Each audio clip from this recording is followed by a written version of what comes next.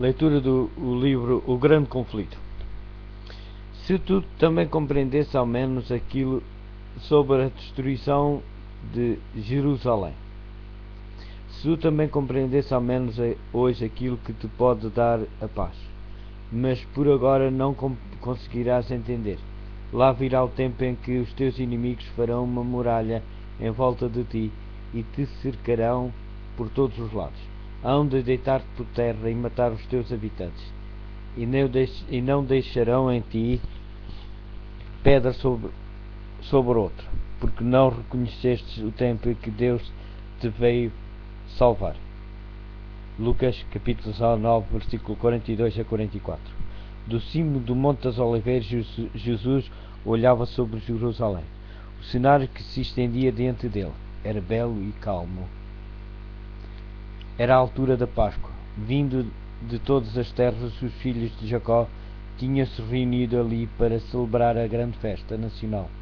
No meio dos jardins, vinhas e encostas relevadas, cheias com as tendas dos peregrinos, erguiam-se as colinas dispostas em socalcos, os imponentes palácios e as maciças muralhas da capital de Israel. A filha de Sião parecia dizer orgulhosamente: estou sentada como rainha, não verei o choro. Sendo formosa então e julgando-se tão segura do favor do céu, como quando séculos antes o rei trovador cantou: Sião, o mais belo dos montes, alegria de toda a terra, é a verdadeira montanha de Deus. Está em Salmos capítulo 48, versículo 2. Bem à vista estavam os grandiosos edifícios do templo. Os raios do sol poente iluminavam a brancura de neve das suas paredes de mármore e refletiam-se no portal de ouro, na torre e no pináculo. A perfeição da formosura levantava-se como orgulho da nação judaica. Que filho de Israel poderia contemplar aquele cenário sem um estremecimento de alegria e admiração? Entretanto, os pensamentos que ocupavam a mente de Jesus eram muito diferentes. Quando chegou perto de Jerusalém, ao ver a cidade, Jesus chorou por ela. Está em Lucas, capítulo 19, versículo 41. No meio da alegria generalizada, provocada pela sua entrada triunfal, enquanto se agitavam ramos de palmeiras, alegres ossanas despertavam ecos nas colinas e milhares de vozes aclamavam-no como Rei, o Redentor do mundo. Sentia-se oprimido por uma súbita e misteriosa tristeza. Ele, o Filho de Deus, o prometido de Israel, cujo poder tinha vencido a morte e chamara do túmulo os seus cativos, chorava. Isto não era causado por uma mágoa normal. Eram lágrimas de uma agonia intensa e irreprimível. As lágrimas não eram por si mesmo, embora soubesse perfeitamente para onde os seus passos o levariam. Diante dele estava o Getsemane, cenário da sua próxima agonia. Estava também visível a Porta das Ovelhas, através da qual, durante séculos, tinham sido conduzidas as vítimas para o sacrifício e que deveria abrir-se para ele, quando fosse como um cordeiro levado ao matadouro. Está em Isaías, capítulo 53, versículo 7. Não muito distante estava o Calvário, o local da crucificação, sobre o caminho que Cristo em breve deveria percorrer. Cairia o horror de grandes trevas, quando ele apresentasse a sua alma como uma oferta pelo pecado. Contudo, não era a antevisão destas cenas que lançava sobre ele aquela sombra nessa hora de agonia, de alegria. Nenhum sinal da sua própria angústia sobre-humana perturbava aquele espírito abegnado. Chorava pela sorte de milhares de habitantes de Jerusalém, por causa da cegueira e impenitência daqueles que ele tinha vindo abençoar e salvar. A história de mais de 1000 anos do favor especial de Deus e do seu cuidado protetor demonstrados ao povo escolhido, estava diante dos olhos de Jesus. Ali estava o Monte Moriah, onde o filho da promessa, como vítima submissa, tinha sido colocado no altar, símbolo da oferta do Filho de Deus. Ali o pacto de bênçãos e a gloriosa promessa messiânica tinham sido confirmados ao Pai dos crentes. Ali as chamas do sacrifício que subiam ao céu da era de Orná.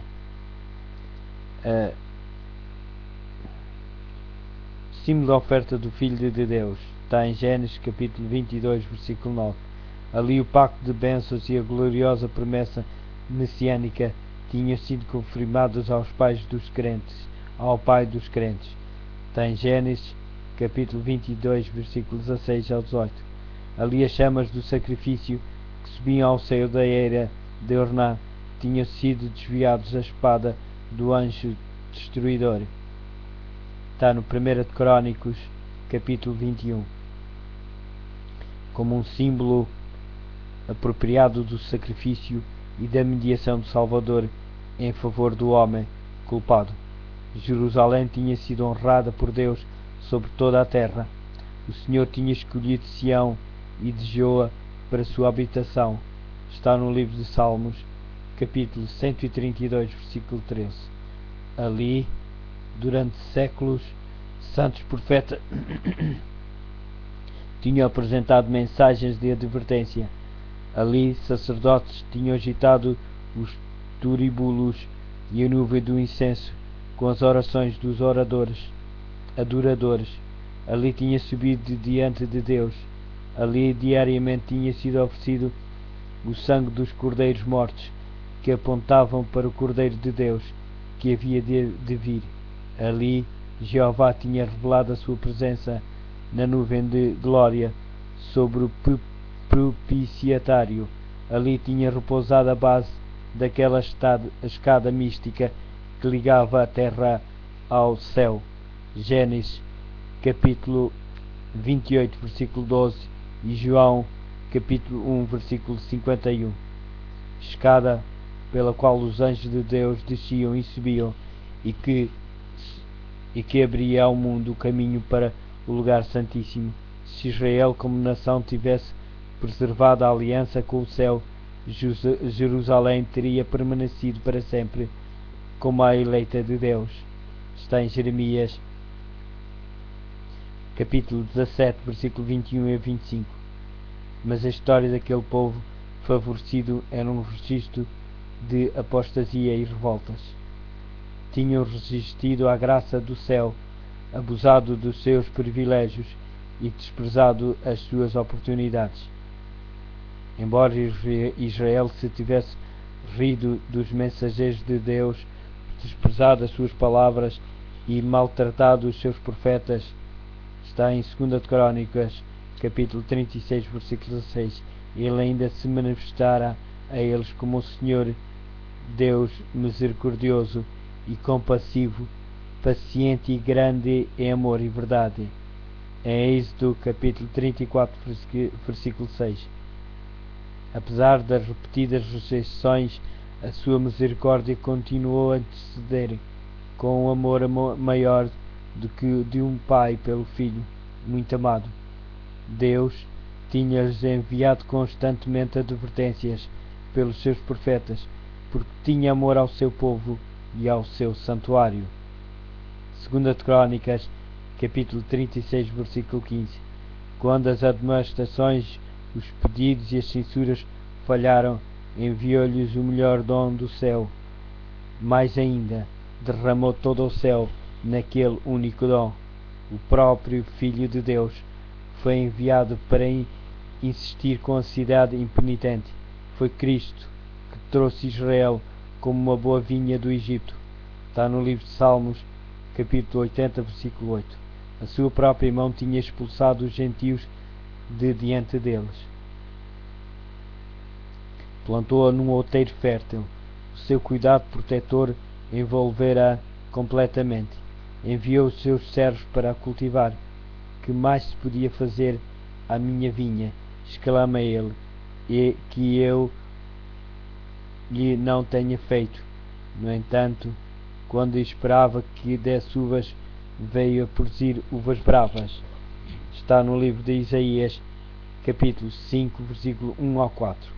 Mesmo assim, ainda com a esperança de encontrar fruto, veio em pessoa à sua vinha, pois talvez ela ainda pudesse ser salva da destruição. Cavou-a, podou-a e protegeu-a. Foi incansável nos seus esforços para salvar esta vinha que ele próprio tinha plantado. Durante 3 anos o Senhor da Luz e da Glória tinha andado por entre o seu povo. Ele andou fazendo o bem e curando a todos os oprimidos do diabo. Atos Apóstolos, capítulo 10, versículo 38. Aliviando os quebrantados de coração, pondo em liberdade os que estavam presos, restaurando a vista aos cegos, fazendo com que os coxos andassem e os surdos ouvissem, purificando os leprosos, ressuscitando os mortos e pregando o Evangelho aos pobres.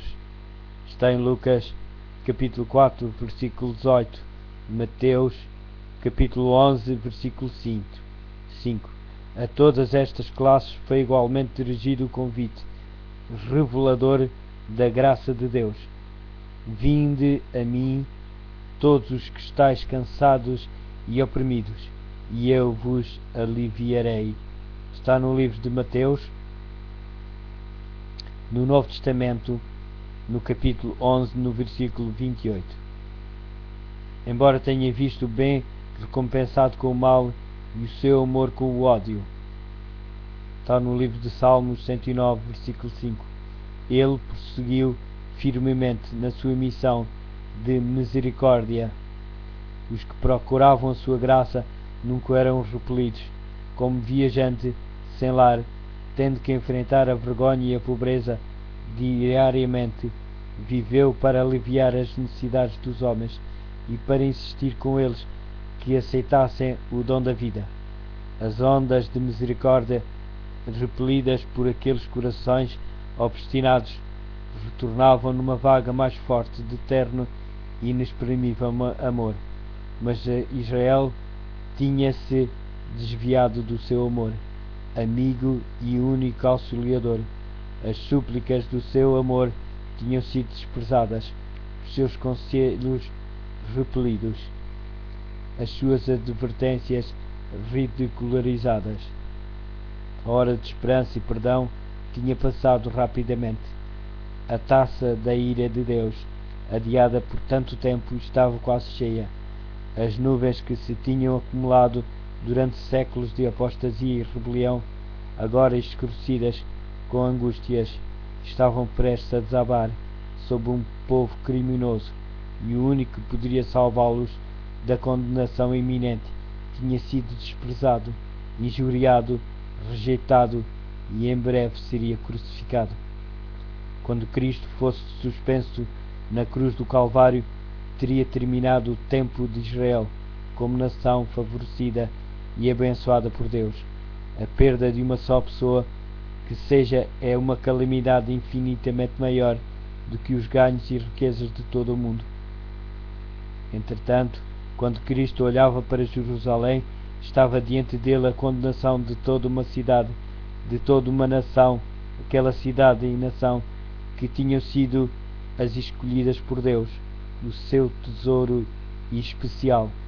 Vários profetas tinham chorado a apostasia de Israel e as terríveis desolações que os seus pecados atraíam. Jeremias desejava que os seus olhos fossem uma fonte de lágrimas, para poder chorar dia e noite pelo seu povo, que foi morto, pelo povo de Deus, que tinha sido levado para o exílio. Está em Jeremias, capítulo 9, versículo 1, e Jeremias, capítulo 13, versículo 17. Qual não era, pois, a dor daquele cujo olhar profético abrangia não os anos, mas os séculos? Ele viu o anjo destruidor com a espada levantada contra a cidade que durante tanto tempo tinha sido a morada de Deus. Do cume do Monte das Oliveiras, no mesmo ponto mais tarde ocupada por Tito e pelo seu exército, olhava para além do vale, para os pátios e pórticos sagrados, e com a vista obscurecida pelas lágrimas, via numa terrível perspectiva os muros rodeados de hostes estrangeiras. Ouvia os passos dos exércitos a marchar para a guerra. Ouvia as vozes de mães e de crianças que na cidade sitiada clamavam por pão. Via o santo e belo templo, os palácios e as torres entregues às chamas, e no seu lugar apenas um monte de ruínas fumegantes. Olhando através dos séculos futuros, via o povo do concerto espalhado por todos os países, tal como os destroços de um naufrágio numa praia deserta, nos castigos prestes a cair sobre os seus filhos. Via apenas a primeira dose daquela taça de ira que no juízo final deveria se esgotar-se até o amargo fim. A piedade divina, o terno amor encontraram expressão nestas melancólicas palavras: ó Jerusalém, Jerusalém, matas os profetas e apedrejas os mensageiros que Deus te envia. Quantas vezes eu quis juntar os teus habitantes, como a galinha junta os pintainhos debaixo das asas, mas tu não quisestes. Se tivesses compreendido, como nação favorecida acima de todas as outras, o tempo em que Deus te veio salvar e aquilo que te pode dar a paz, tenho reprimido o anjo da justiça, tenho-te convidado ao arrependimento, mas em vão. Não é meramente a servos, enviados e profetas que tens repelido e rejeitado, mas ao Santo de Israel, o teu Redentor. Se és destruída, tu unicamente és a responsável. E apesar disso, vocês não querem seguir-me para terem a vida eterna. Está no livro de João, capítulo 5, versículo 40. Cristo viu em Jerusalém um símbolo do mundo, endurecido na incredulidade e rebelião, e caminhando rapidamente ao encontro dos juízos punitivos de Deus, as tribulações de uma raça caída, a oprimirem a sua alma, arrancavam dos seus lábios aquele clamor extremamente amargo. Viu a história do pecado marcado na miséria humana, nas lágrimas e no sangue. O seu coração encheu-se de infinita compaixão pelos aflitos e sofredores da terra. Ansiava poder aliviar a todos. Contudo, mesmo a sua mão não poderia impedir ondas das desgraças humanas. Poucos procurariam a sua única fonte de auxílio. Ele estava disposto a derramar a alma na morte para colocar a salvação ao seu alcance. Poucos, porém, iriam até ele para procurarem ter vida. A majestade dos céus a chorar, o Filho do infinito Deus, com o espírito perturbado, curvado pela angústia. Esta cena comoveu todo o céu. Ela revela-nos a imensa malignidade do pecado. Mostra como é árdua, mesmo para o poder infinito, a tarefa de salvar o culpado das consequências da transgressão da lei de Deus. Jesus, ao olhar para a última geração, viu o mundo envolvido num engano semelhante ao que causou a destruição de Jerusalém. O grande pecado dos judeus foi o terem rejeitado Cristo. O grande pecado do mundo cristão é a rejeição da lei de Deus, fundamento do seu governo. No céu e na terra, os preceitos de Deus seriam desprezados e anulados. Haveria milhões na servidão do pecado, escravos de Satanás, condenados a sofrer a segunda morte, que se recusariam a escutar as palavras da verdade no dia do ajuste de contas. Terrível cegueira, estranha presunção. 2 dias antes da Páscoa, quando Cristo, pela última vez, depois de denunciar a hipocrisia dos príncipes judeus, se tinha afastado do templo mais uma vez, foi com os discípulos para o Monte das Oliveiras. Ali sentou-se com eles na encosta relevada, sobraceira à cidade. Mais uma vez contemplou os seus muros, torres e palácios. Mais uma vez está diante dele o templo no seu deslumbrante esplendor, como um diadema de beleza a coroar o monte sagrado. 1000 anos antes, o salmista tinha louvado o favor de Deus para com Israel, fazendo da sua sagrada casa a sua habitação. Em Salém está o seu tabernáculo e a sua morada em Sião. Salmo 76, versículo 2. Ele escolheu antes a tribo de Judá e o monte de Sião, seu preferido. Construiu o seu santuário alto como o céu. Salmo 78, versículo 68 e 69. O primeiro templo tinha sido edificado durante o período de maior prosperidade da história de Israel. O rei Davi tinha acumulado muita abundância de tesouros para este fim, e a planta para a sua construção fora feita por indicação divina. 1 de Crónicas, capítulo 28, versículo 12 a 19.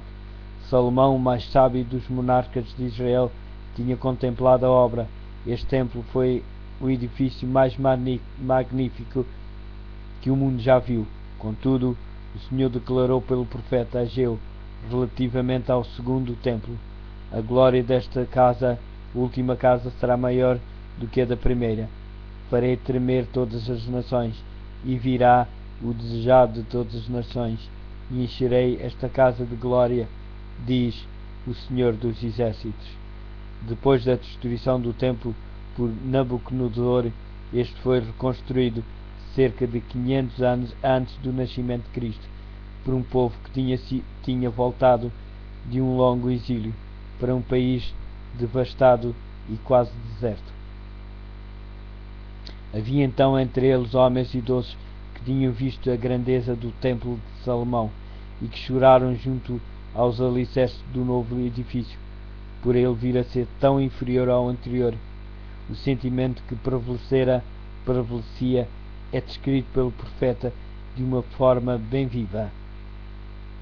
Quem há entre vós que, tendo ficado, viu esta casa na sua primeira glória, e como a vês agora, não é esta como nada em vossos olhos, comparados com aquela?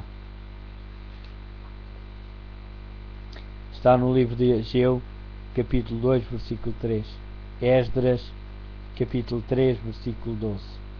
Então foi feita a promessa de que a grandeza desta última casa seria maior do que a da anterior. Mas o segundo templo não teve o mesmo esplendor do primeiro, nem a sua consagração foi acompanhada pelos visíveis sinais da presença divina que a primeira tinha tido. Não houve uma manifestação de poder sobrenatural para assinalar a sua dedicação. Não foi visto nenhuma nuvem de glória a encher o santuário recém-construído. Não desceu nenhum fogo do céu para consumir o sacrifício sobre o altar. O Shekinah já não habita entre os querubins no lugar santíssimo. A arca, o propiciatário e as tábuas do testemunho nunca mais lá estariam. Nenhuma voz se fazia ouvir vinda do céu para dar a conhecer ao sacerdote inquiridor a vontade de Jeová. Durante séculos, os judeus tinham se esforçado em vão por mostrar que a promessa de Deus feita por Ageu se tinha cumprido. Entretanto, o orgulho e a incredulidade cegavam sua mente para o verdadeiro sentido das palavras do profeta. O segundo templo não foi honrado com a nuvem da glória de Jeová, mas com a presença viva daquele em que habita corporalmente a plenitude da divindade, que foi o próprio Deus manifesto em carne. O desejado de todas as nações tinha na verdade chegado ao seu templo, quando o homem de Nazaré ensinava e curava nos pátios sagrados. Com a presença de Cristo, e apenas com ela, o segundo templo excedeu a glória do primeiro, mas Israel tinha afastado de si o dom que o céu lhe oferecia, com o humilde mestre que naquele dia tinha saído das suas portas de ouro. A glória tinha-se retirado do templo para sempre. Estavam cumpridas as palavras do Salvador: eis que a vossa casa vai ficar-vos deserta. Está no livro de Mateus, capítulo 23, versículo 38. Os discípulos, assustados e admirados diante da profecia de Cristo sobre a destruição do templo, desejavam compreender melhor o significado das suas palavras. Durante mais de 40 anos tinham sido usados com grande abundância riquezas, trabalho e conhecimento arquitetónicos para fazer ressaltar o seu esplendor. Herodes Grande tinha usado prodigamente riquezas, tanto romanas como dos tesouros judeus, e até mesmo o imperador do mundo o tinha enriquecido com as suas ofertas. Blocos maciços de mármore branco de um tamanho quase fabuloso, vindos de Roma para este fim, formavam parte da sua estrutura. Os discípulos chamaram a atenção do mestre para eles, dizendo: olha que pedras e que edifício. Marcos capítulo 13, versículo 1. A estas palavras Jesus deu a solene e surpreendente resposta: em verdade vos digo que não ficará aqui pedra sobre pedra que não seja derribada. Está no livro de Mateus, capítulo 24, versículo 2. Os discípulos associaram a destruição de Jerusalém aos factos da vinda pessoal de Cristo em glória temporal para ocupar o trono do império do universo, castigar os judeus impenitentes e libertar a nação do domínio romano. O Senhor tinha-lhe dito que viria uma segunda vez, daí ouvindo mencionar o juízo sobre Jerusalém, dirigir um pensamento para aquela vinda, e quando estava sobre o Monte das Oliveiras reunidos em volta do Salvador, perguntaram: quando serão essas coisas, e que sinal haverá da tua vinda e do fim do mundo? Está em Mateus, capítulo 24, versículo 3. Misericordiosamente o futuro estava oculto aos discípulos. Se naquela ocasião tivessem compreendido perfeitamente os dois terríveis factos, os sofrimentos e morte do Redentor e a destruição da sua cidade e templo, teriam ficado dominados pelo terror. Cristo apresentou diante deles um esboço dos importantes acontecimentos que deveriam ocorrer antes do fim do tempo.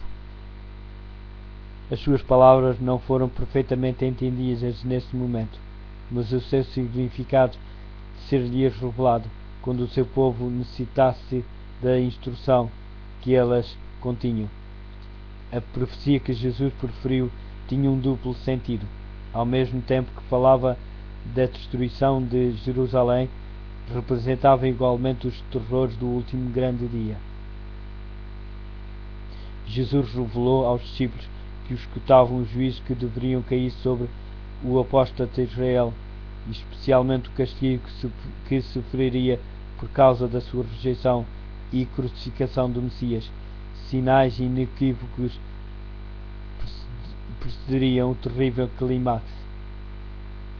A hora temida viria, súbita e rapidamente, e o Salvador advertiu os seus seguidores, dizendo: quando virem no lugar santo o horror mudando de que falou o profeta Daniel, quem lê isto procura entender. Aqueles que estiverem na Judeia devem fugir para os montes. Mateus, capítulo 24, versículo 15 e 16. Lucas, capítulo 21, versículo 20 e 21.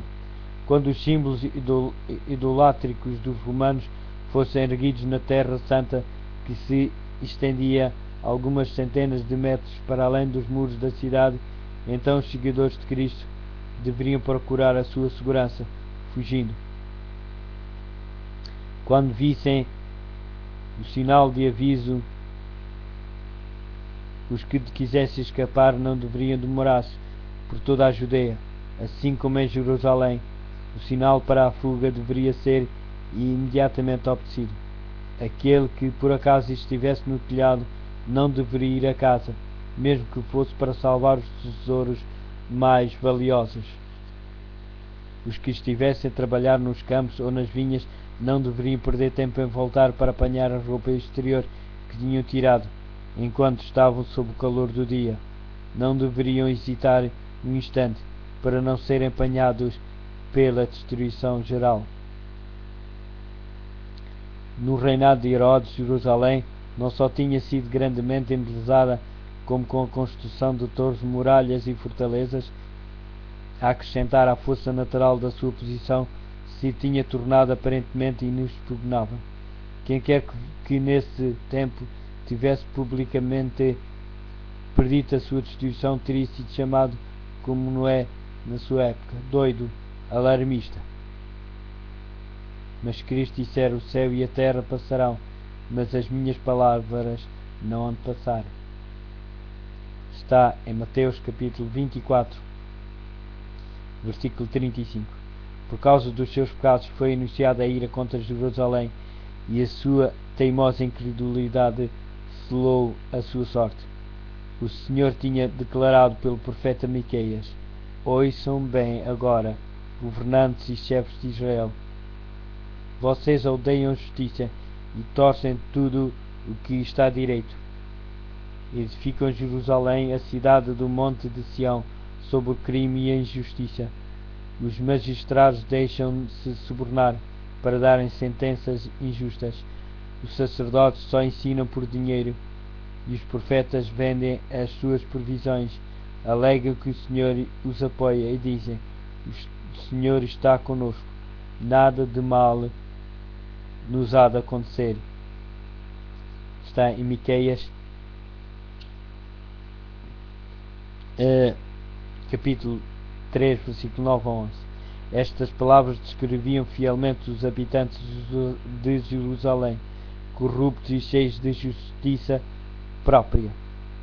Embora pretendessem observar rigorosamente os preceitos da lei de Deus, estavam a transgredir todos esses princípios.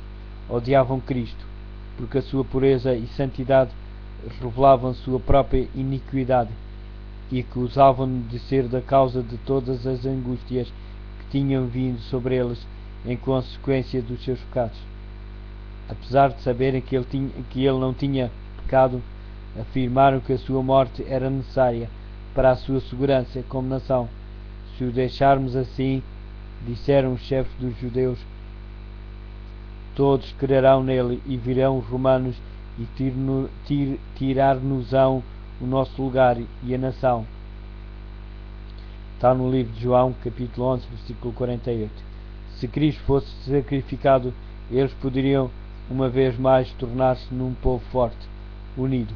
Era desta maneira que raciocinavam e concordavam com a decisão do seu sumo sacerdote de que seria melhor morrer um homem do que parecer toda a nação. Assim os dirigentes judeus edificaram Sião com sangue e Jerusalém com injustiça. Está em Miqueias capítulo 3, versículo 10. E além disso, ao mesmo tempo que mataram o seu Salvador, porque reprovavam os seus pecados, a sua justiça própria era tal que se consideravam como o povo favorecido de Deus, e esperavam que o Senhor os livrasse dos inimigos. Pois vossa culpa, continuou o profeta, Jerusalém vai ficar como um campo lavrado, será reduzida a um montão de ruínas, e o monte do templo ficará coberto de arbustos. Miqueias capítulo 3, versículo 12. Durante quase 40 anos depois da condenação de Jerusalém ter sido pronunciado pelo próprio Cristo, o Senhor atrasou os seus juízos sobre a cidade e a nação. A longanimidade de Deus para com os que rejeitaram o seu evangelho e assassinaram o seu filho. Foi maravilhosa a parábola da árvore infrutífera. Representava a forma de Deus lidar com a nação judaica. Fora dada a ordem: corta, porque ocupa ainda a terra inutilmente. Lucas capítulo 13, versículo 7. Mas a misericórdia divina poupara durante um pouco mais de tempo. Havia ainda muitos entre os judeus que não conheciam o caráter e a obra de Cristo, e os filhos não tinham tido as oportunidades nem recebido a luz que os seus pais tinham desprezado. Através da pregação do apóstolo e dos seus cooperadores, Deus faria com que a luz resplandecesse sobre eles. Veriam como a profecia se tinha cumprido, não somente no nascimento e vida de Cristo, mas também na sua morte e ressurreição. Os filhos não foram condenados pelos pecados dos pais, mas quando conheceram toda a luz dada aos seus pais, os filhos rejeitaram até mesmo a luz suplementar que lhes tinha sido concedida. Tornaram-se participantes dos seus pecados e encheram a medida da sua iniquidade. A longanimidade de Deus para com Jerusalém apenas confirmou os judeus na sua obstinada impenitência.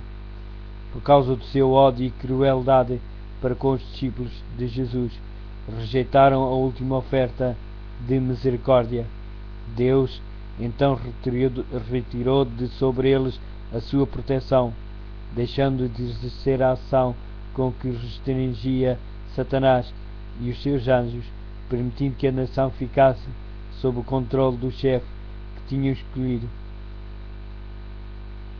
Os seus filhos tinham desdenhado da graça de Cristo, que os teria tornado capazes de subjugar os seus maus impulsos, e agora estes tornaram-se nos vencedores.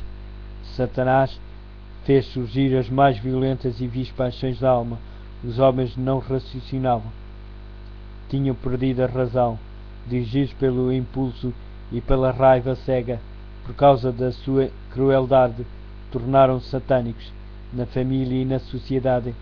Entre as mais altas classes como as mais baixas havia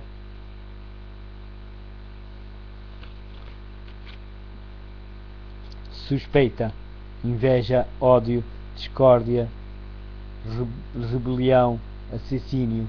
Não havia segurança em parte alguma. Amigos e familiares traíam-se uns aos outros. Pais matavam os filhos e filhos os pais.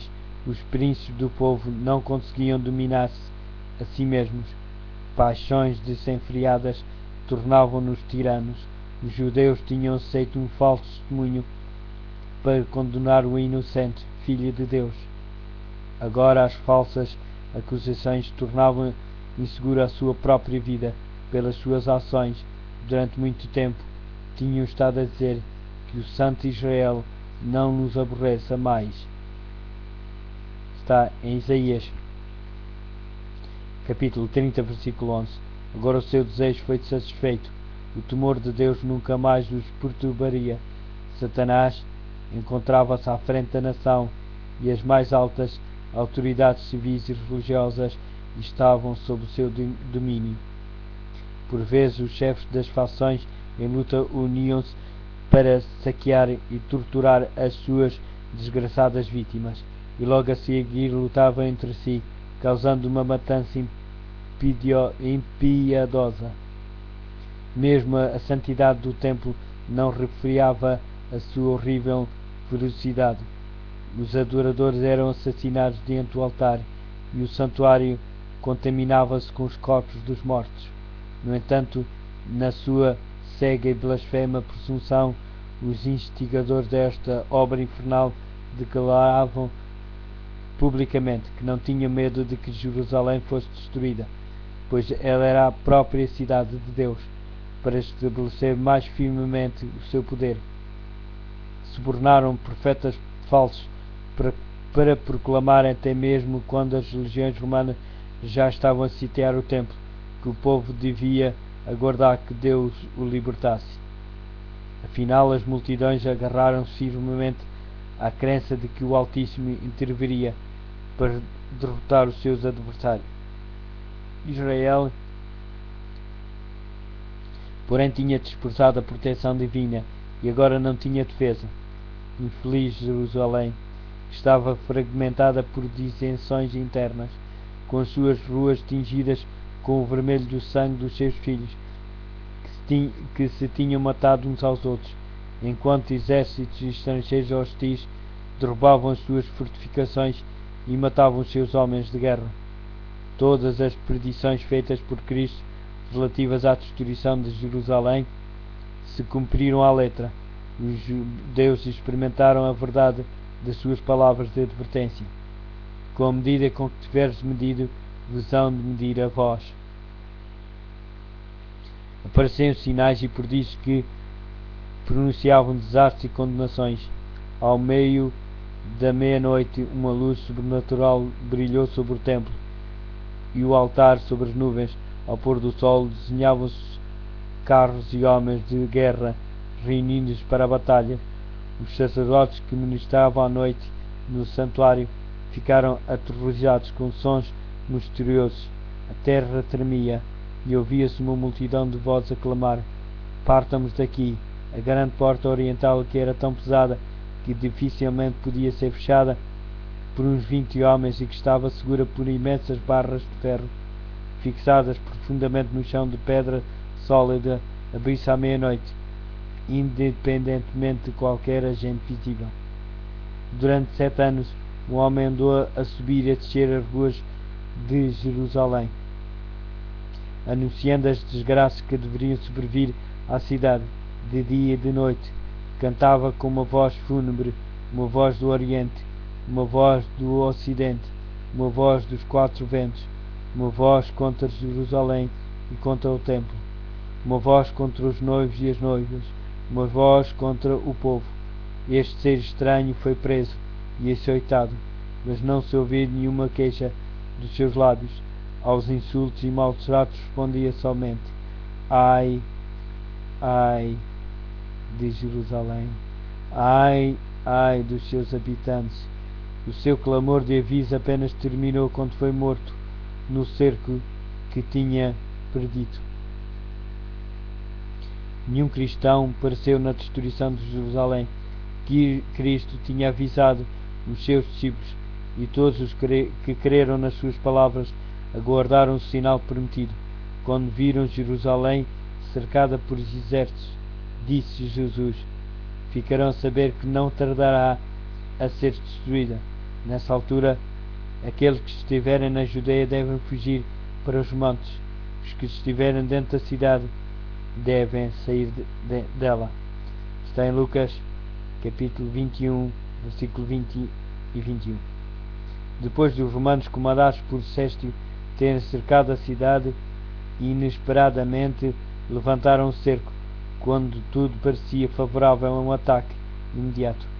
Os sitiados, perdendo a esperança de poder resistir, estavam quase a entregar-se, quando o general romano retirou as suas forças sem a mínima razão aparente.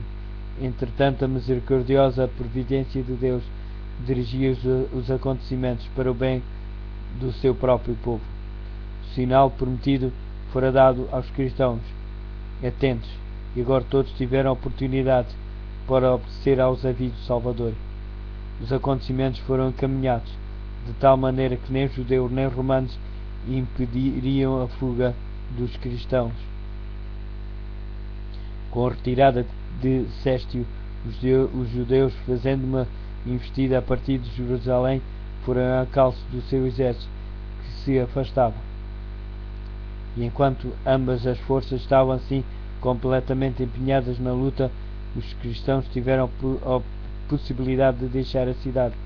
Entretanto, o território também estava livre de inimigos, que podiam ter feito algum esforço para interceptar a sua passagem. Na ocasião do cerco, os judeus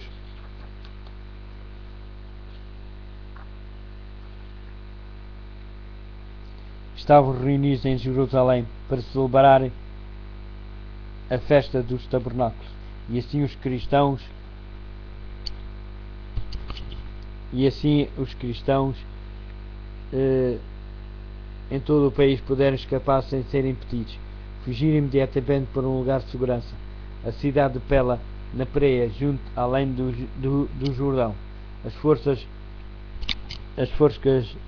judaicas, perseguindo Céstio e o seu exército, caíram sob a sua retaguarda, com tal ferocidade que o ameaçaram de uma destruição total.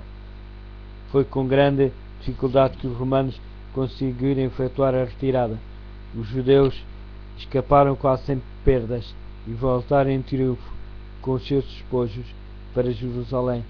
No entanto, este aparente êxito apenas lhes trouxe maiores problemas e inspirou-os com aquele espírito de obstinada resistência aos romanos, que rapidamente trouxe uma indescritível desgraça sobre a cidade condenada.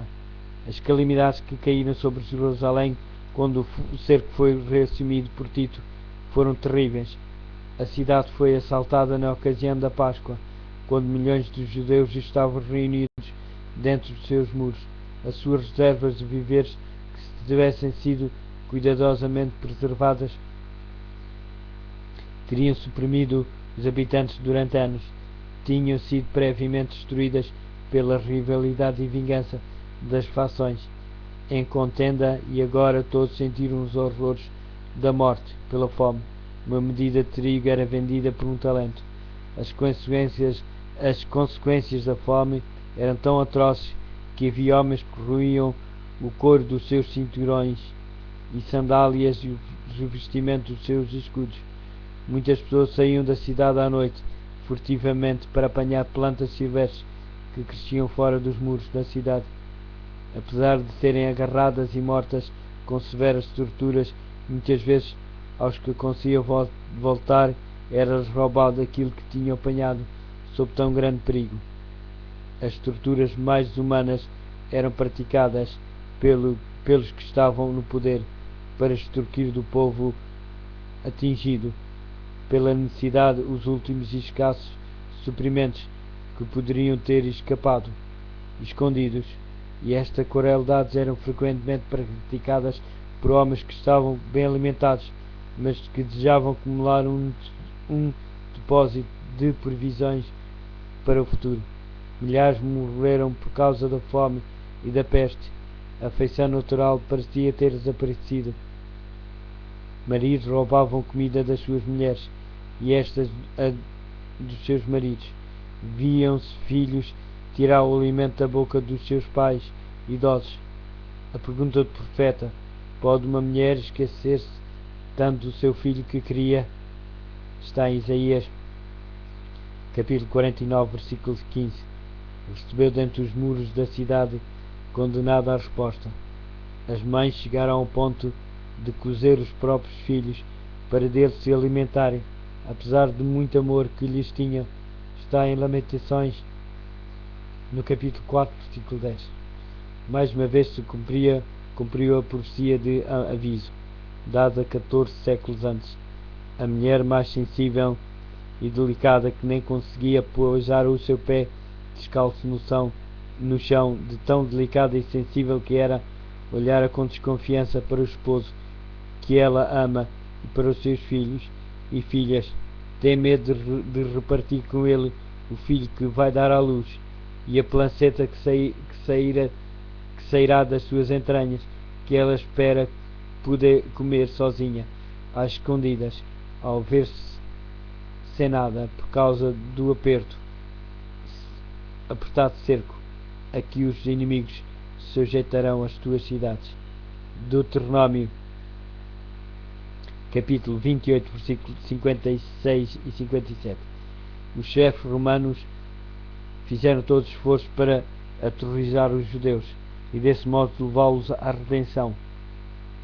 Os prisioneiros que residiam quando eram presos eram açoitados, torturados e crucificados diante do muro da cidade. Centenas de pessoas eram diariamente mortas desta maneira, e essa terrível obra prolongou-se até que ao longo do vale de Josafá e no Calvário se ergueram cruzes em tão grande número que mal havia espaço para se poder andar entre elas. Desta forma tão terrível foi concretizada aquela espantosa maldição preferida perante o Tribunal de Pilatos. O seu sangue caia sobre nós e sobre os nossos filhos. Tito, de boa vontade, teria posto termo à terrível cena, poupando assim Jerusalém da sua completa condenação. Ficava aterrorizado a ver os corpos que jaziam amontoados nos vales, como se estivessem em instância. Ele olhava do cimo do Monte das Oliveiras para o magnífico templo e deu ordem para que não se tocasse em nenhuma das suas pedras. Antes de tentar conquistar esta fortaleza, fez um ardente apelo aos chefes judeus para não forçarem a profanar com sangue o lugar sagrado. Se saíssem a combater e combatessem noutro lugar, nenhum romano violaria a santidade do templo. O próprio Josefo, com um apelo eloquentíssimo, suplicou que se rendessem para se salvarem a si, à sua cidade, ao seu lugar de culto. As suas palavras, porém, tiveram como resposta amargas maldições.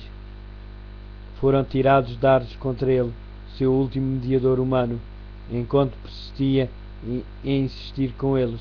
Os judeus tinham rejeitado as súplicas do Filho de Deus, e agora as advertências e rogos apenas os tornavam mais decididos a resistir até à última consequência. Os esforços de Tito para salvar o templo foram nulos. Alguém maior do que ele tinha dito que não ficaria pedra sobre pedra. A cega obstinação dos chefes dos judeus e os abomináveis crimes cometidos dentro da cidade sitiada provocavam o horror e a indignação dos romanos, e Tito finalmente decidiu-se a tomar de assalto o templo. Resolveu, contudo, que se fosse possível, este deveria ser salvo da destruição, mas as suas ordens foram ignoradas. Depois de ter retirado à noite para a sua tenda, os judeus, saindo repentinamente do templo, atacaram os soldados. Na luta, um soldado arremessou um facho através de uma abertura do pórtico. Imediatamente as salas revestidas de madeira de cedro em redor da casa sagrada incendiaram-se. Tito precipitou-se para o local seguido dos seus generais e legionários e ordenou aos soldados que apagassem as chamas, mas as suas palavras não foram atendidas. Furiosos, os soldados lançaram tochas ardentes nas salas contínuas ao templo e com a espada assassinavam em grande número os que ali se tinham refugiado. O sangue corria como água pelas escadas do templo. Milhares de judeus foram mortos. Por cima do ruído da batalha, ouviam-se vozes a gritar: Icabode, foi-se a glória. Tito, sentindo que era impossível suster a fúria da soldadez, entrou com os seus oficiais e examinou o interior do edifício sagrado. Ficou admirado com o seu esplendor, e como as chamas ainda não tinham penetrado no lugar santo, fez um último esforço para o salvar. Para isso, mais uma vez, colocou-se diante deles e repentinamente exortou os soldados a deterem o incêndio. O centurião liberal esforçou-se por impor obediência ao seu Estado-Maior, mas o respeito pelo imperador deu lugar a uma animosidade feroz contra os judeus. Feroz excitação na batalha e a esperança insaciável em saquear. Os soldados viam tudo à sua volta e resplendor por causa do ouro que brilhava deslumbrantemente à luz sinistra das chamas. Supunha que havia acumulado no santuário incalculáveis tesouros. Um soldado, sem ser visto, atirou uma tocha acesa por entre as dobradiças da porta e repentinamente todo o edifício ficou em chamas. O denso fumo e o fogo obrigaram os oficiais a retirar-se e o nobre edifício foi abandonado à sua sorte. Se era um espetáculo pavoroso para os romanos, o que seria para os judeus? Todo o alto da colina que dominava a cidade ardia como um vulcão. uns após outros, os edifícios caíram com tremendo fragor e foram absorvidos pelo abismo do fogo. Os tectos de sede pareciam lençóis de fogo. Os pináculos dourados resplandeciam com pontas de luz vermelha. Das torres dos portais subiam altas colinas de chamas e fumaça. As colinas vizinhas ficaram iluminadas e viam-se sombrios grupos de pessoas a observar a marcha da destruição com uma ansiosidade terrível. Os muros e pontes elevados da cidade ficaram repletos de rostos, alguns pálidos com a angústia do desespero, outros com expressão irada ameaçavam com uma vingança vã. As aclamações dos soldados romanos enquanto corriam de um lado para o outro e os gemidos dos rebeldes que morriam nas chamas misturavam-se com o barulho aterrador do fogo e o estrondo do madeiramento caía. Os ecos das montanhas respondiam ou traziam de volta os lamentos do povo que se encontravam nos pontos elevados ao longo de todo o muro. Ecoavam gritos de choro.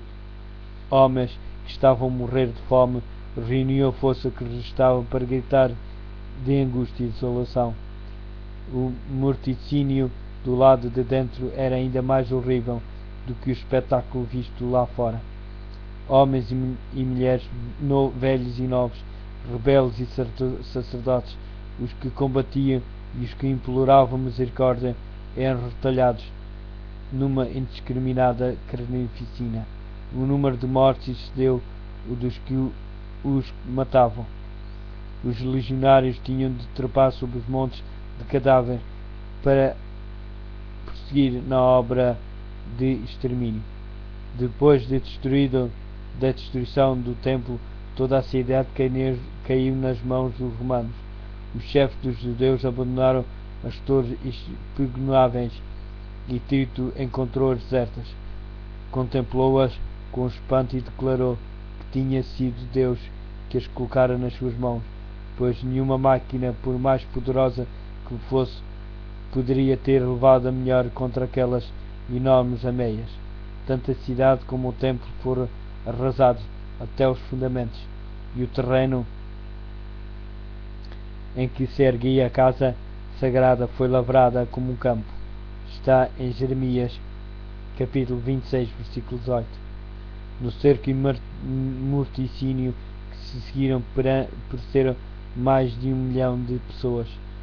Os sobreviventes foram levados e vendidos como escravos, arrastados até Roma para honrarem a vitória do vencedor, lançados às feras nos anfiteatros ou dispersos por toda a terra como vagabundos sem lar. Os judeus tinham forjado os seus próprios grilhões, eles mesmos tinham enchido a taça da vingança. Na destruição completa que lhes sobreveio como nação, em todas as desgraças que os acompanharam, depois de dispersos, não estavam senão a recolher a colheita que as suas próprias mãos tinham semeado. Diz o profeta: para tua perda, ó Israel, te rebelaste contra mim. Está em Oséias, capítulo 13, versículo 9. Pelos teus pecados tens caído.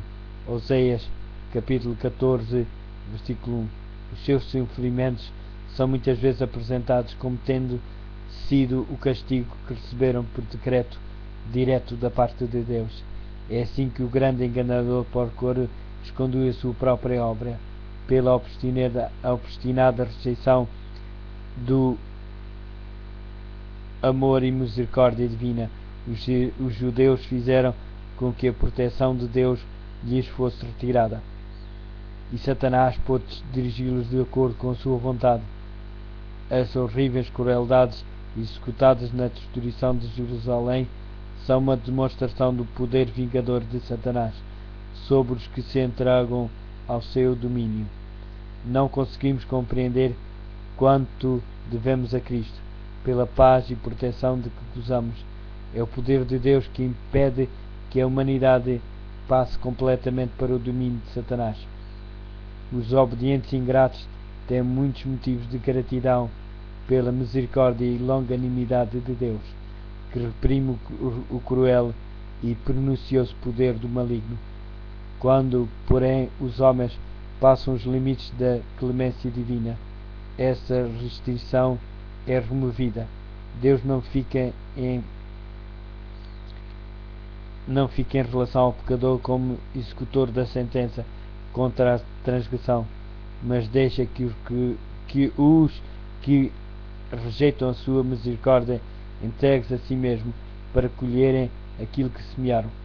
Cada raio de luz rejeitada, cada advertência desprezada ou não atendida, cada paixão com que se contemporizou, cada transgressão da lei de Deus é uma semente lançada, a qual produz uma colheita infalível, quando se resiste persistentemente ao Espírito de Deus.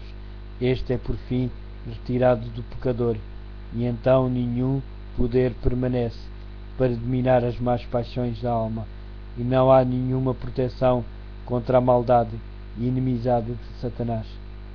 A destruição de Jerusalém constitui uma tremenda e solene advertência para todos os que consideram leviamente as ofertas da graça divina e resistem aos convites da misericórdia de Deus.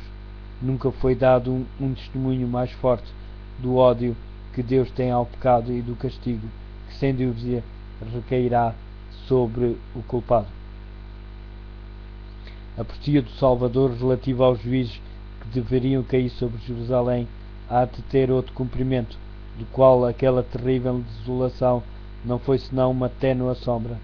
Na sorte da cidade escolhida podemos contemplar a condenação de um mundo que rejeitou a misericórdia de Deus e pisou a sua lei. O registro da miséria humana que a terra tem testemunhado durante os seus longos séculos de crime são negros. Ao contemplá-los, o meu coração angustia-se e sinto o meu espírito desfalecer. Têm sido terríveis os resultados da rejeição da autoridade do céu. Entretanto, nas revelações do futuro é apresentada uma cena ainda mais tenebrosa.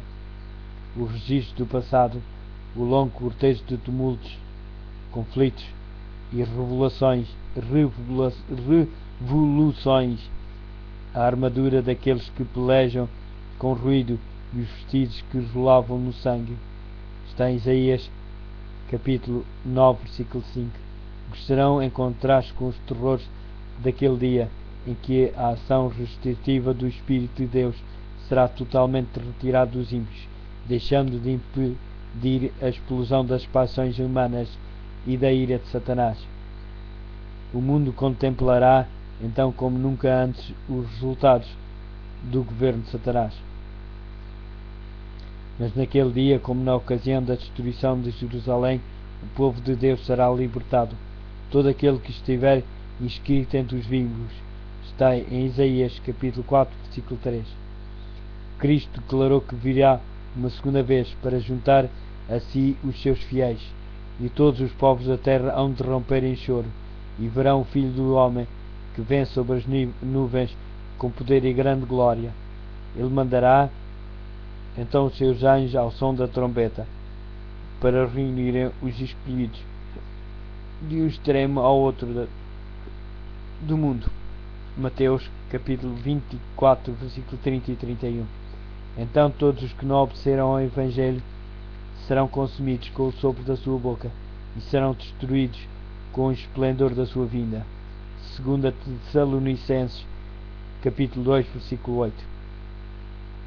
Como o antigo Israel, os ímpios destroem-se a si mesmos, caindo por causa da sua própria maldade, em consequência de uma vida de pecado. Colocaram-se tão longe da harmonia com Deus, a sua natureza tornou-se tão degradada com o mal que a manifestação da glória divina é para eles um fogo consumidor. Acautelem-se os homens, para que se não dê o caso de negligenciarem a lição que lhes é comunicada pelas palavras de Cristo, assim como ele preveniu os seus discípulos quanto à destruição de Jerusalém, dando-lhes um sinal da ruína que se aproximava, para se poderem escapar também advertiu o mundo quanto ao dia da destruição final, e deu-lhe sinais da sua aproximação, para que todos os que queiram possam fugir da ira futura.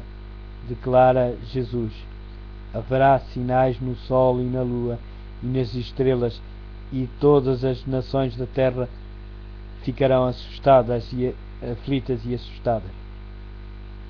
Lucas capítulo 21, versículo 25.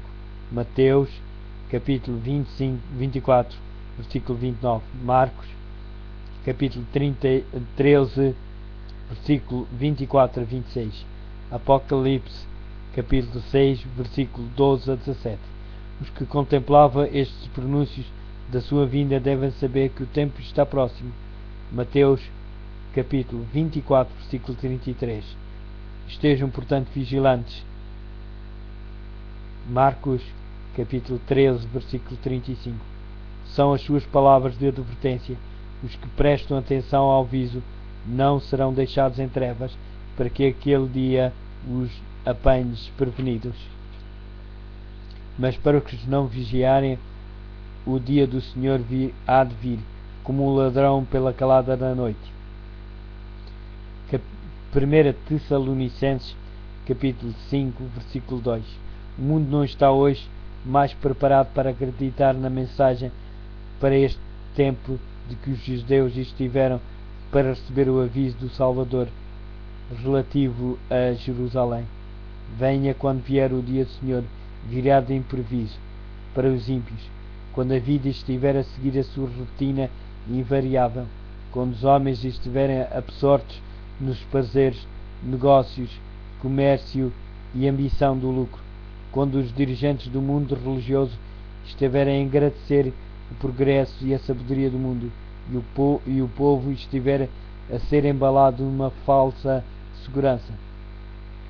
Então, como o ladrão à meia-noite rouba a casa que não é guardada, assim sobrevirá a repentina destruição aos descuidadosos e ímpios, e não conseguirão escapar.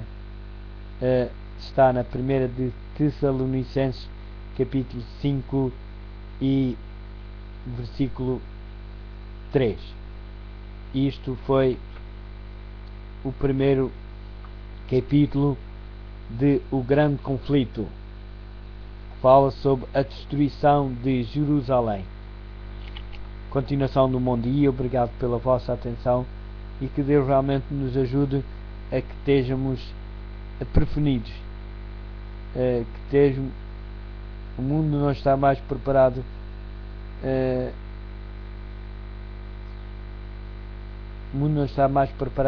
para acreditar na mensagem para este tempo, que os judeus estiveram para receber o aviso do Salvador relativo a Jerusalém.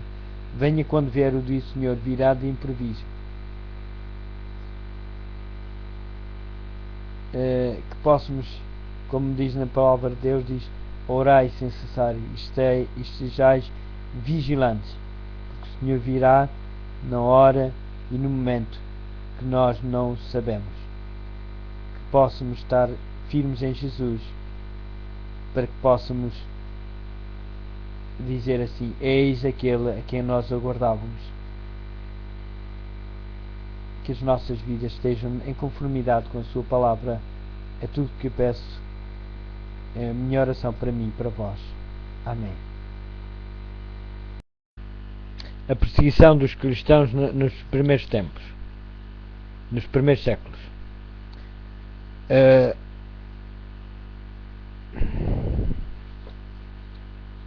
Estas perseguições iniciadas sob o governo de Nero, aproximadamente na época do martírio de Paulo, continuaram durante séculos, com maior ou menor fúria. Os cristãos eram falsamente acusados dos mais terríveis crimes e tidos como a causa das grandes calamidades, fomes, pestes e terremotos. Como eles se tornaram objeto do ódio e da suspeita popular, houve informadores que se prontificaram por interesse a trair os inocentes. Eram condenados como rebeldes contra o Império, como adversários da religião e a peste da sociedade. Um grande número foi lançado às feras ou foram queimados vivos. nos anfiteatros. Alguns eram crucificados, outros cobertos com peles de animais selvagens lançados à arena para serem despedaçados pelos cães. O seu sofrimento tornava-se muitas vezes na principal diversão nas festas públicas. Reuniam-se grandes multidões para se divertirem com o espetáculo e saudavam as aflições da profunda agonia das vítimas com risos e aplausos. Onde quer que procurassem refúgio, os seguidores de Cristo eram caçados como animais ferozes, eram forçados a procurar esconderijo nos lugares mais desolados e solitários, desamparados e aflitos e maltratados, dos quais o mundo não era digno, errantes pelo deserto e montes e pelas covas e cavernas da terra.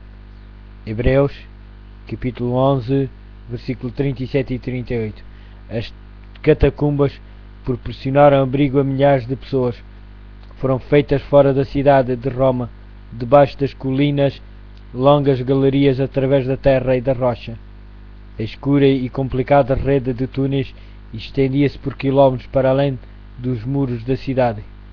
Nestes retiros subterrâneos, os seguidores de Cristo sepultaram os seus mortos e ali também encontravam o seu lar, quando eram proscritos ou vítimas de suspeita.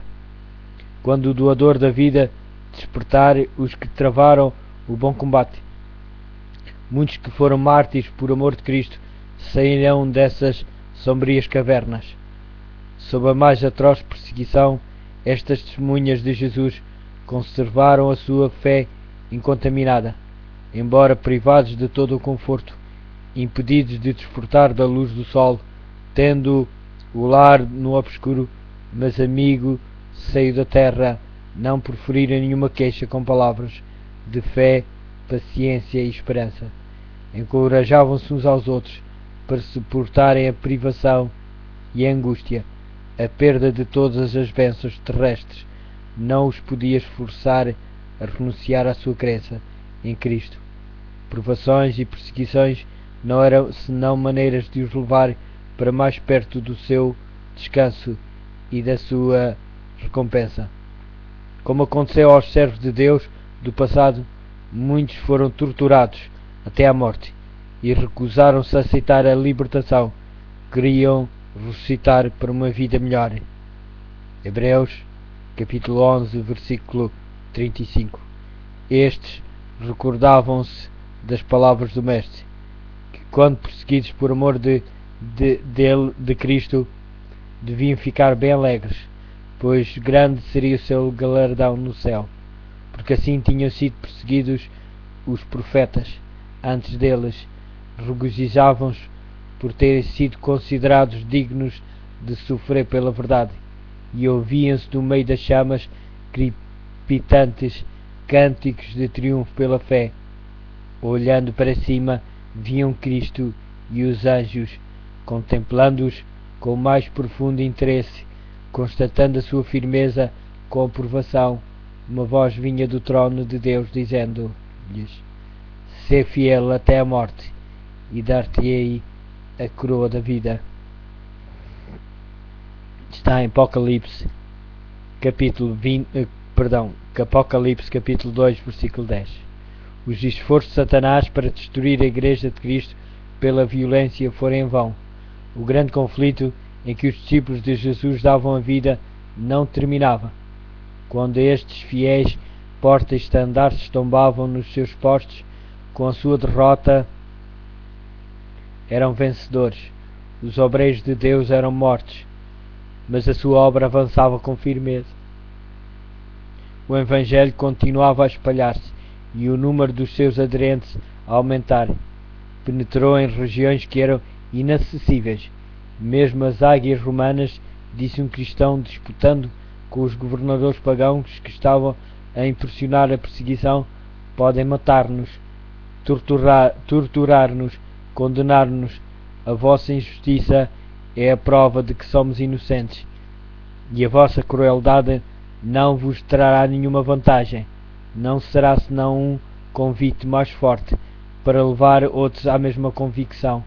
Quanto mais somos ceifados por vós, tanto mais crescemos em número. o sangue dos cristãos é semente.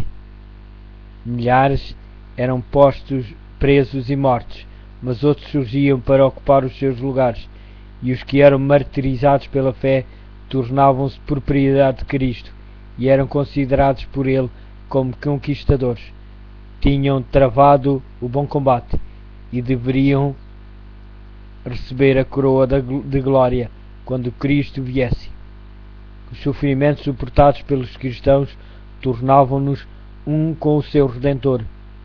O exemplo da sua vida e o seu testemunho ao morrerem eram um constante testemunho da verdade, e onde menos se esperava, os súbditos de Satanás estavam a deixar o seu serviço e alistar-se sob a bandeira de Cristo. Por isso, Satanás fez os seus planos para lutar com mais êxito contra o governo de Deus, hasteando a sua bandeira na Igreja Cristã.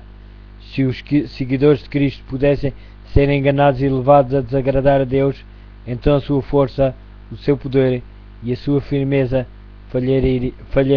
falhariam e cairiam como uma presa fácil. O grande adversário esforçou-se então por obter pela astúcia aquilo que não tinha conseguido pela força. Pôs fim à perseguição e no seu lugar foi posta a perigosa sedução da prosperidade material e da honra mundana. Levavam-se idólatras a receber uma parte da fé cristã, enquanto rejeitavam outras verdades essenciais. Diziam que aceitavam Jesus como o Filho de Deus e que acreditavam na sua morte e ressurreição, mas sem a convicção do pecado e sem sentir a necessidade do arrependimento ou da mudança de coração. Após algumas concessões da sua parte, propuseram que os cristãos também fizessem outras, para que todos se pudessem unir na plataforma da crença em Cristo. A Igreja naquela altura encontrava-se num terrível perigo: prisão, tortura, fogo e espada. Eram bênçãos em comparação com isto. Alguns dos cristãos permaneceram firmes, declarando que não transgrediriam. Outros eram favoráveis a ceder ou modificar algumas características da sua fé e a unir-se aos que tinham aceitado parte do cristianismo, insistindo em que este poderia ser o meio para uma completa conversão. Foi um tempo de profunda angústia para os fiéis seguidores de Cristo. Sob a capa de um pretenso cristianismo, Satanás estava a insinuar-se na Igreja para corromper a sua fé e desviar a sua mente da palavra da verdade. Por fim, a maioria dos cristãos concordou em baixar a norma e formou-se uma união entre o cristianismo e o paganismo.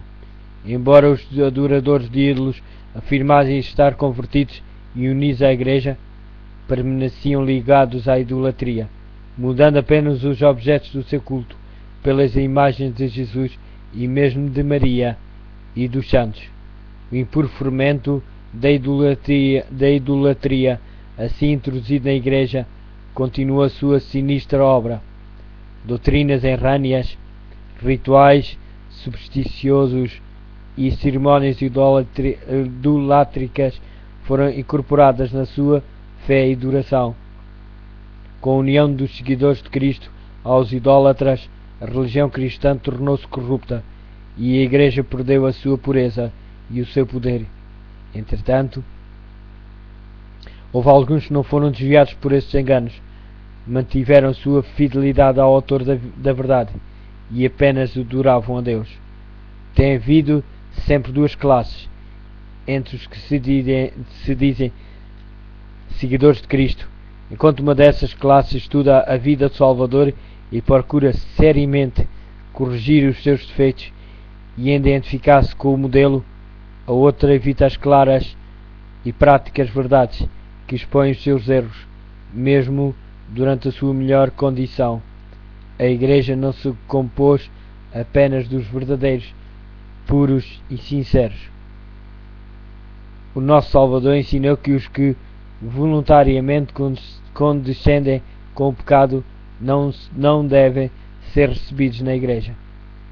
Todavia, ligou a si mesmo homens que tinham falhas de caráter e concedeu-lhes os benefícios dos seus ensinos e exemplo para terem a oportunidade de ver os seus erros e corrigi-los. Entre os 12 apóstolos havia um traidor. Judas foi aceito, não por causa dos seus defeitos de caráter, mas apesar deles, foi ligado aos discípulos, para que através da instrução e do exemplo de Cristo pudesse aprender o que constitui o caráter cristão e assim ser levado a ver os seus erros, arrepender-se com o auxílio da graça divina, purificar a sua alma na obediência à verdade. Mas Judas não andou na luz, que tão misericordiamente lhe foi permitido que brilhasse sobre ele.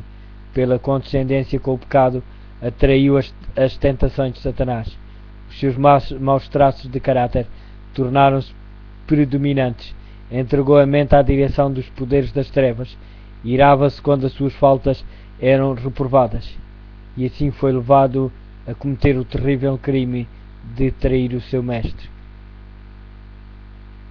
Da mesma forma, todos que acresciam mal, querendo mostrar a piedade, odeiam os que perturbam a sua paz, condenando o seu caminho de pecado, tal como Judas, quando se apresenta uma oportunidade favorável, traem os que procuram reprová-los para seu bem. Os apóstolos encontraram na igreja os que mostravam piedade, enquanto ao mesmo tempo, de forma secreta, acariciavam o mal. Ananias e Safira desempenharam o papel de enganadores, pretendendo fazer um sacrifício total por Deus, quando cheios de cobiça retinham uma parte para si. Atos Apóstolos, capítulo 5, versículo 1 ao 16. O Espírito da Verdade revelou aos apóstolos o verdadeiro caráter desses impostores, e o castigo de Deus livrou a Igreja dessa detestável mancha na sua pureza. Esta notável evidência do perspicaz Espírito de Cristo na Igreja foi um terror para os hipócritas e malfeitores. Já não poderiam permanecer em ligação com aqueles que eram nos hábitos e na vocação fiéis representantes de Cristo, e quando as provações e perseguições sobrevieram aos seus seguidores, apenas os que estavam dispostos a abandonar tudo por amor à verdade quiseram se tornar seus discípulos. Assim, enquanto durou a perseguição, a Igreja permaneceu pura, comparativamente, mas quando ela cessou, aderiram algumas pessoas que eram menos sinceras e devotas, e abriu-se o caminho para Satanás se introduzir. Mas não há união entre o príncipe da luz e o príncipe das trevas, e nenhuma complicidade poderá haver entre os seus seguidores quando os cristãos consentirem em unir-se àqueles que não estavam, senão meio convertidos do paganismo, enverdaram por um caminho que os levaria cada vez mais longe da verdade.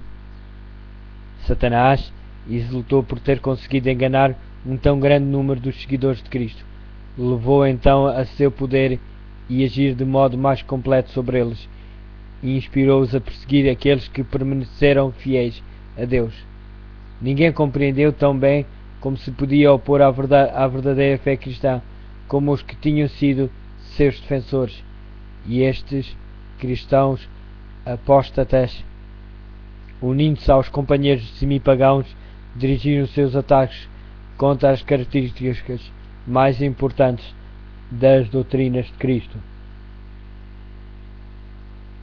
Foi necessária uma luta desesperada por parte daqueles que desejavam ser fiéis para ficar firmes contra os enganos e abominações que disfarçavam sob as vestes sacerdotais e que se introduziram na Igreja. A Escritura Sagrada não era aceita como uma norma de fé. A doutrina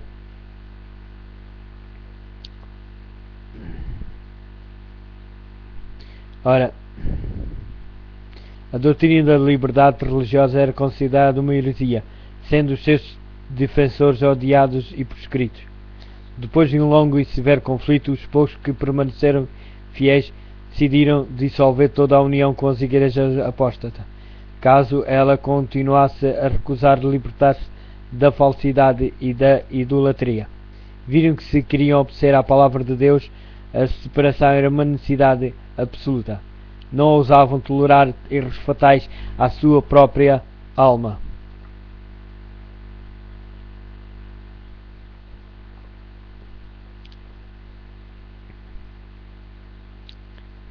Viram que se queriam obedecer à palavra de Deus, a separação era uma necessidade absoluta. Não ousavam tolerar erros fatais à sua própria alma e dar algum exemplo que pusesse em perigo a fé dos seus filhos e dos filhos dos seus filhos.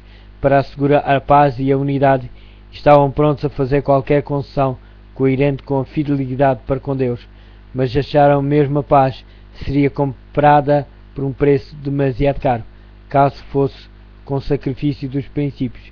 Se a unidade só pudesse ser conseguida comprometendo a verdade e a justiça, seria preferível que prevalecessem as diferenças e as consequentes lutas. Bom seria para a Igreja e para o mundo se os princípios que norteavam aqueles crentes inabaláveis revivessem no coração dos que hoje se intitulam povo de Deus. Há uma alarmante indiferença em relação às doutrinas, que são as colunas da fé cristã. Ganha terreno a opinião de que, em última análise, elas não são de importância vital. Esta degeneração está a fortalecer as mãos dos agentes de Satanás, de modo que as falsas teorias e os enganos fatais que os fiéis dos séculos passados expunham e combatiam com o risco da sua própria vida são hoje tidos em grande consideração por milhares que pretendem ser seguidores de Cristo. Os primeiros cristãos eram, na verdade, um povo especial. A sua conduta irrepreensível e a sua fé inabalável eram uma contínua reprovação que perturbava a paz dos pecadores. Se bem que poucos sem riqueza, nem posição ou títulos honoríficos constituíam um terror para os maus, onde quer que o seu caráter e doutrina fossem conhecidos. Eram, portanto, odiados pelos ímpios, assim como Abel o foi pelo ímpio Caim. Pela mesma razão que Caim matou Abel, os que procuram repelir a restrição do Espírito Santo mataram o povo de Deus. Pelo mesmo motivo, os judeus rejeitaram e crucificaram o Salvador, porque a pureza e santidade do seu caráter era uma constante repreensão ao seu egoísmo e à sua corrupção. Desde a altura em que Cristo esteve na terra até hoje, os discípulos fiéis têm suscitado o ódio e a oposição dos que amam e seguem os caminhos do mal. Como pode então chamar-se uma mensagem de paz ao Evangelho? Quando Isaías predisse o nascimento do Messias, conferiu-lhe o título de Príncipe da Paz. Quando os anjos anunciaram aos pastores que Cristo tinha nascido, cantaram sobre as planícies de Belém: glória a Deus nas alturas, paz na terra, boa vontade para com os homens. Está em Lucas capítulo 2, versículo 14. Há uma aparente contradição entre estas declarações proféticas e as palavras de Cristo: não vim trazer paz, mas espada. Mateus capítulo 10, versículo 34. Mas entendidas corretamente, ambas estão em perfeita harmonia. O Evangelho é uma mensagem de paz. O cristianismo é um sistema religioso que, recebido e obedecido, espalharia a paz, harmonia e felicidade por toda a terra. A religião de Cristo ligara numa íntima fraternidade todos os que aceitarem os seus ensinos. A missão de Jesus foi reconciliar os homens com Deus e uns com os outros, mas o mundo está em grande parte sob o domínio de Satanás, o acérrimo adversário de Cristo. O Evangelho apresenta-lhes princípios de vida que estão em total desacordo com os seus hábitos e desejos, e eles levantam-se em rebelião contra ele, odeiam a pureza que revela e condena os seus pecados. E perseguem e destroem os que com ele insistem nas suas justas e santas reivindicações. É neste sentido que se chama ao Evangelho uma espada, visto que as elevadas verdades que traz ocasionam o ódio e a contenda. A misteriosa providência que permite que os justos sofram perseguição nas mãos dos ímpios tem sido causa de grande perplexidade por muitos que são fracos na fé. Alguns decidem até deixar de confiar em Deus, por ele permitem a prosperidade dos homens mais vis, enquanto que os melhores e mais puros são afligidos e atormentados pelo seu cruel poder. Como pode aquele que é justo e misericordioso e que também detém um poder infinito tolerar tal injustiça e opressão? Perguntam eles. Esta é uma questão com a qual não temos nada que ver. Deus deu suficientes evidências do seu amor e não devemos duvidar da sua bondade pelo facto de não podermos compreender a sua forma de agir. O Salvador disse aos seus discípulos, prevendo as dúvidas que os oprimia nos dias de provação e trevas: lembrai-vos das palavras que vos disse: nenhum servo é maior que seu senhor. Se a mim me perseguiram, também vos hão de perseguir. João capítulo 15, versículo 20. Jesus sofreu por nós mais do que qualquer um dos seus seguidores poderá sofrer com a crueldade dos ímpios. Os que são chamados a suportar a tortura e o martírio não estão senão a seguir as pegadas do querido Filho de Deus. O Senhor não demora a cumprir o que prometeu. 2 Pedro capítulo 3, versículo 9. Ele não se esquece dos seus filhos, nem os negligencia, mas permite que os ímpios revelem o seu verdadeiro caráter, para que ninguém que deseje fazer a sua vontade possa ser iludido com relação a eles. Igualmente os justos são postos na fornalha da aflição, para que eles próprios possam ser purificados, para que o seu exemplo possa convencer outros da realidade, da fé e piedade, e também para que a sua conduta coerente possa condenar os ímpios e incrédulos. Deus permite que os ímpios prosperem e revelem inimizade para com ele, para que quando encherem a medida da sua iniquidade, todos vejam na sua completa destruição a justiça e misericórdias divinas. Aproxima-se o dia da sua vingança, no qual todos os que transgrediram a sua lei e oprimiram o povo de Deus receberão a justa recompensa das suas ações, em que todo o acto de crueldade e injustiça para com os fiéis será punida, como se tivesse sido feito ao próprio Deus. Há outra questão mais importante que deveria ocupar a atenção das igrejas de hoje. O apóstolo Paulo declara que todos os que quiserem viver a fé em Cristo serão perseguidos. Então, por que é que a perseguição em grande parte parece estar adormecida? A única razão é que a igreja se conformou com a norma do mundo e, portanto, não suscita oposição.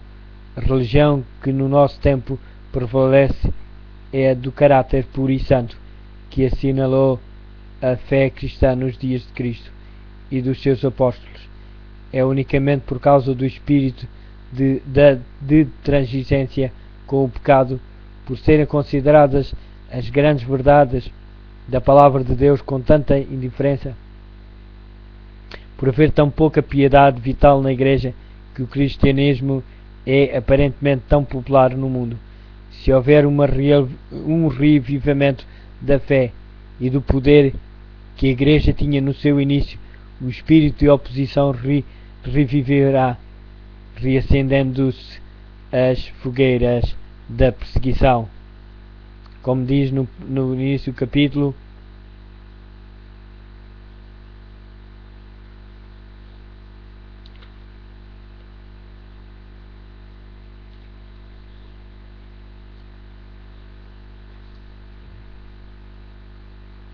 A perseguição nos primeiros séculos.